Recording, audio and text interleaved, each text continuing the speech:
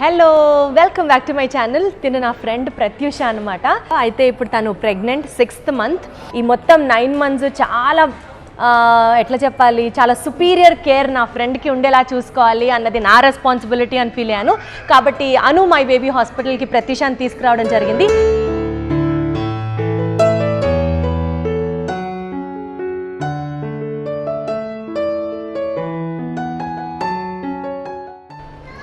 చాలా pregnancy is not a disease. హాయిగా enjoy చేయొచ్చు. ఈ జర్నీని అంతా హ్యాపీగా వాళ్ళకి మెమరబుల్గా ఉండేలాగా experience Anu my baby provide చేస్తుంది అని చెప్పడం జరిగింది. కాబట్టి నా ఫ్రెండ్ అయితే నేను ఇక్కడికి తీసుకొచ్చాను. కానీ అందరూ చెప్తారు, మనం దాన్ని ఎక్స్పీరియన్స్ చేస్తేనే దాని యాక్చువల్ బ్యూటీ అర్థమవుతుంది. కాబట్టి ఒకసారి వీళ్ళని పర్మిషన్ తీసుకొని ఒకసారి హాస్పిటల్ అంతా తిరిగి చూడాలి అని ఉంది. సో దట్ మీకు కూడా చూపిస్తే మీలో ఎవరన్నా ప్రెగ్నెంట్ లేడీస్ ఉన్నా, లేకపోతే మీ ఫ్రెండ్స్కో రిలేటివ్స్కో సజెస్ట్ చేయడానికి మీరు కూడా డెఫినెట్గా తెలుసుకుంటారు ఈ హాస్పిటల్ గురించి అనేది నా ఐడియా అనమాట. ప్రెగ్నెంట్ లేడీస్కి, చిల్డ్రన్కి, అలాగే నియోనాట్స్కి ఇక్కడ కావాల్సిన అన్ని ఫెసిలిటీస్ ఉన్నాయి. ఫర్ ఎగ్జాంపుల్, సపోజ్ ఇప్పుడు ఎవరైనా చిన్నపిల్లలు వచ్చారనుకోండి, ఫస్ట్ ఇదంతా ప్లే ఏరియా అనమాట. చెప్పులు తీసేసి మాత్రమే లోపలికి వెళ్ళాల్సి ఉంటుంది. చక్కగా వాళ్ళు ఇక్కడ ఎంజాయ్ చేయొచ్చు. ఫర్ ఎగ్జాంపుల్, వ్యాక్సినేషన్కి వచ్చారనుకుందాం చిన్నపిల్లలకి, వాళ్ళకి దృష్టి అంతా ఆటల మీద ఇలానే ఎక్కువ ఉంటుంది కదా. సో వాళ్ళని కొంచెం డైవర్ట్ చేయడానికి, లేకపోతే అలా ఏడుస్తూ పాపం బాధపడుతూ ఉండకుండా డైవర్ట్ చేయడానికి ఒక చిన్న క్యూట్ ప్లే ఏరియా అనమాట. ఈ అట్మాస్ఫియర్ చూసిన తర్వాత పిల్లలు హాస్పిటల్కి వెళ్తున్నాము, మందులు వేసుకోవాలి, ఇంజెక్షన్లు చేస్తారు అని ఎక్కడన్నా బాధపడతారా చెప్పండి. సో ఇదంతా బర్తింగ్ ఫ్లోర్ అనమాట, అంటే మెటర్నిటీ వార్డ్ అనమాట. జస్ట్ ఊరికనే చూస్తున్నా ఫ్లోర్ టు ఫ్లోర్. ఇవన్నీ లేబర్ రూమ్స్ అంట. సో ఇక్కడ ఎలాంటి ప్రొసీజర్స్ ఫాలో అవుతారు ఏంటో అనేది చూద్దాం. Hello madam. Yeah, we have during labour అంటే పెయిన్స్ వాళ్ళకి కాంట్రాక్షన్ స్టార్ట్ అయ్యాక బర్తింగ్ బాల్తో ఎక్సర్సైజెస్ కానీ తర్వాత బ్యాక్ మసాజెస్ ఇవ్వటం, సో ఇలాంటివి జరుగుతాయి. అండ్ లేబర్ టైంలో కూడా we allow the partner, the husband can stay throughout the labor with the patient, and patient ni continuously, baby's heart rate will be continuously monitored. We have a wireless NST, so which is connected to our WhatsApp, doctor's WhatsApp anamata. So we regularly keep getting the updates of the baby condition. So ఇక్కడ ఒక patient normal డెలివరీకి కావాల్సిన environment set అవుతుందని చెప్పొచ్చు. So Anu my baby హాస్పిటల్లో ఇక్కడ safest delivery practices చేస్తారు అని విన్నాం. కాబట్టి ఇదేదో నాకు కొత్తగా అనిపిస్తుంది. వాటర్ బర్తింగ్ సూట్ అంట దీన్ని. లోపల అసలు ఏం జరుగుతుంది, ఈ సూట్ స్పెషాలిటీ ఏంటో అర్థం కాలేదు. లోపలికి వెళ్ళి తెలుసుకుందాం రండి. Hello madam. వెల్కమ్ అండి. Thank you. Welcome to Anu my baby hospital and water berthing suite room. ఏంటి మేడం ఇది వాటర్ బర్తింగ్ సూట్ రూమ్ అంటే? ఫస్ట్ టైం వింటున్నాను. ప్రెగ్నెంట్ లేడీ కాన్పు నొప్పులు వచ్చినప్పుడు, తట్టుకోలేనంత నొప్పిగా ఉన్నప్పుడు దీంట్లో వేడి నీళ్లు నింపి దాంట్లో కూర్చోపెట్టి సుఖప్రసవం లాగా చేసే అవకాశాలు ఎక్కువ ఉన్నాయి. తొందరగా అవుతుంది కాన్పు, ప్లస్ కంఫర్టబుల్ బెటర్ గా అవుతుంది. ఇంత కష్టమైన ప్రాసెస్ ని, ఇంత టైం టేకింగ్ ప్రాసెస్ ని మీరు ఇంత టైం స్పేర్ చేసి పేషెంట్ కి ఇక్కడ న్యాచురల్ గా డెలివరీ అవ్వడానికి చేస్తారు అంటే ప్రజలు నమ్మచ్చా? We have this infrastructure, we can do it. So ఇప్పుడు నెక్స్ట్ నేను మిమ్మల్ని మెటర్నిటీ స్పా రూమ్లోకి తీసుకెళ్తున్నాను అనమాట. నెలలో నిండే కొద్దీ ప్రెగ్నెంట్ విమెన్లో లో బ్యాక్ పెయిన్ రావడం కానీ, కాళ్ళు నొప్పులు రావడం కానీ, లేకపోతే బాడీ అంతా సివియర్ ఏకింగ్ ఉండడం వల్ల ఇలా ఏదో ఒక చిన్న డిస్కంఫర్ట్స్ అయితే ఉంటాయన్నమాట.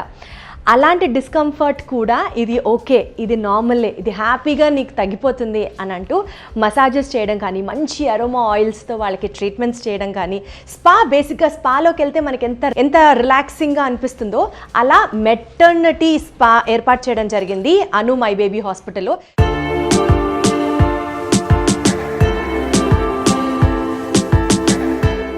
సార్, యాక్చువల్గా ఈ హాస్పిటల్ గురించి ఒక పెద్ద టూర్ చేస్తున్నాను అనమాట, ఎందుకంటే నా ఫ్రెండ్ని తీసుకొచ్చాను.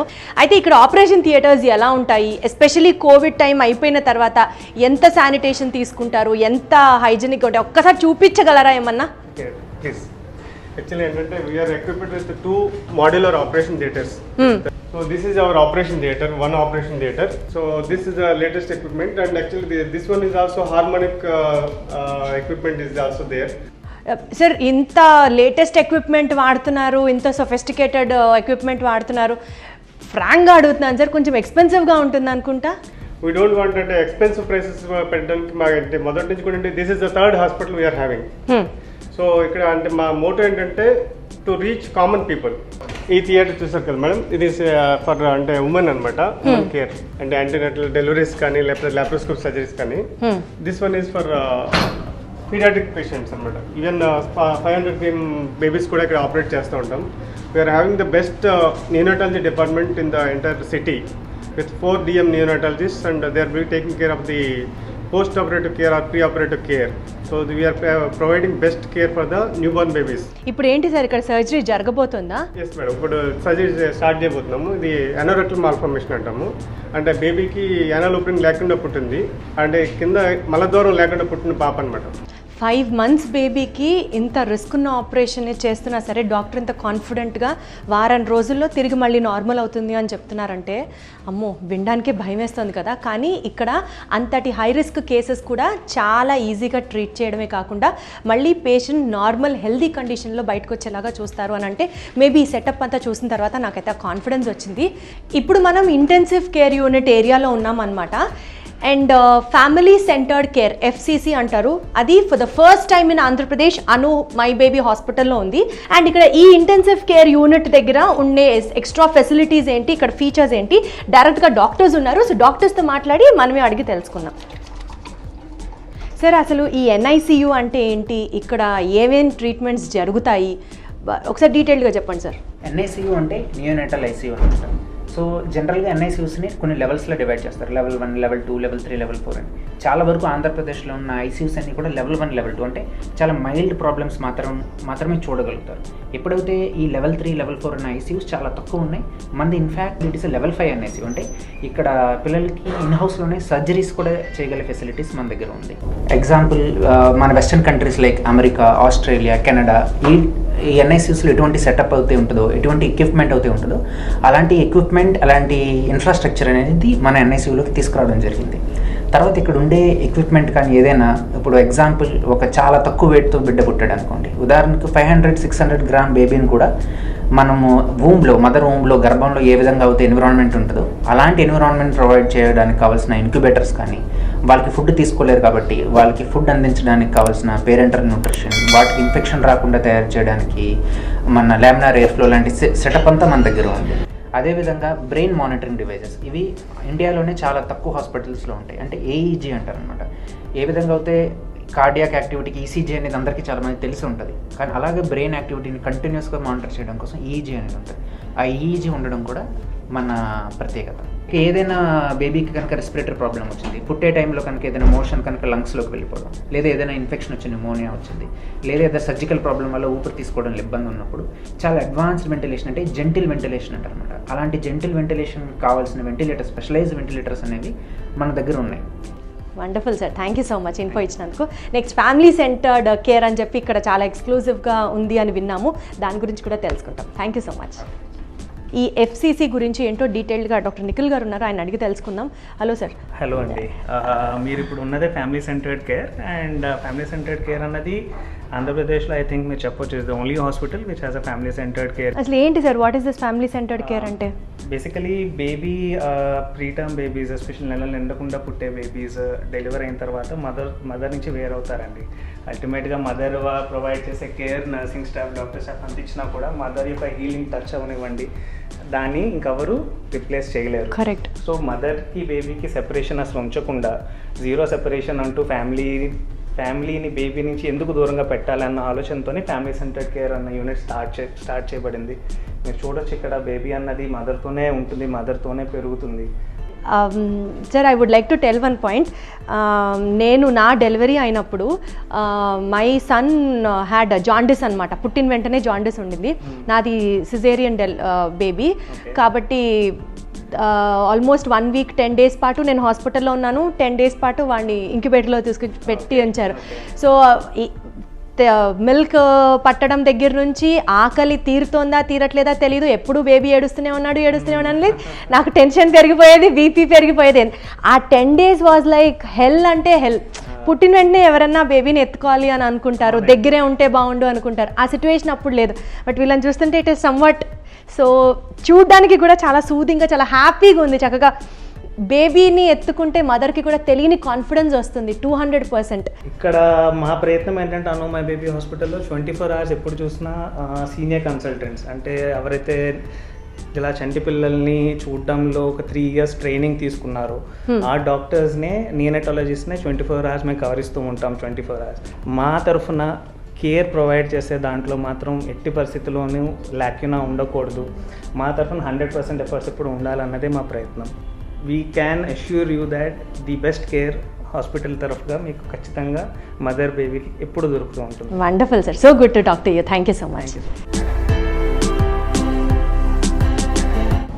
Speciality of Anu My Baby PSU is any type of surgical conditions, round the clock 24/7 we will provide services with utmost care.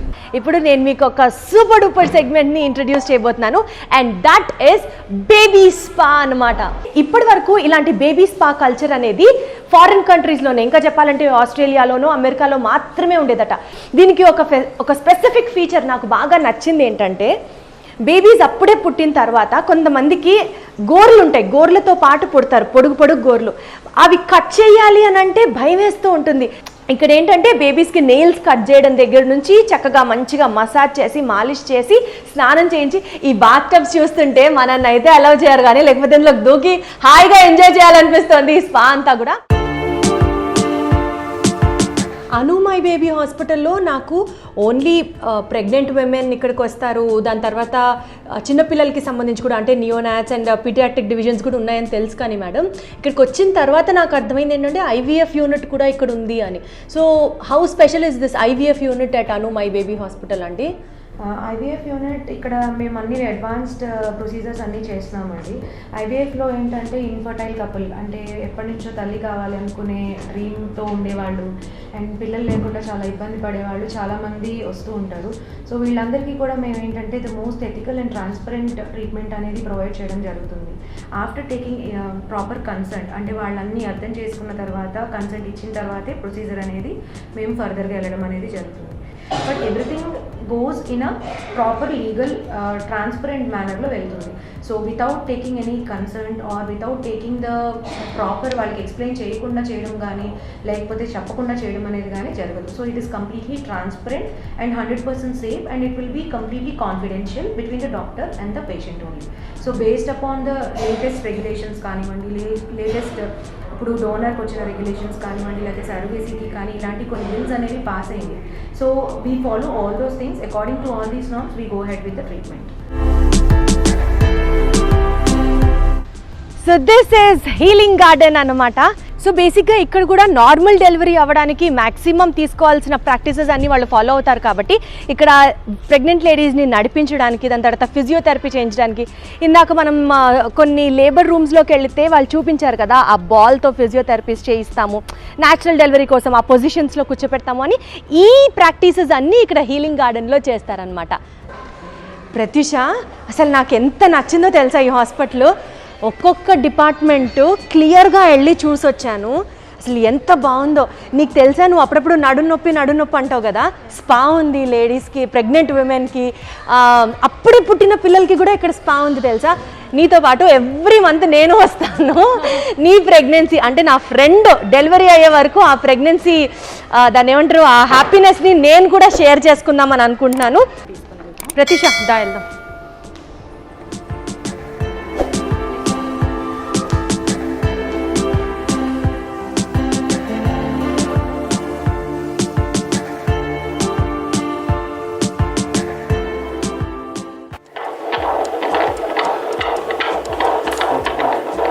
It is 1:45. Okay. All good.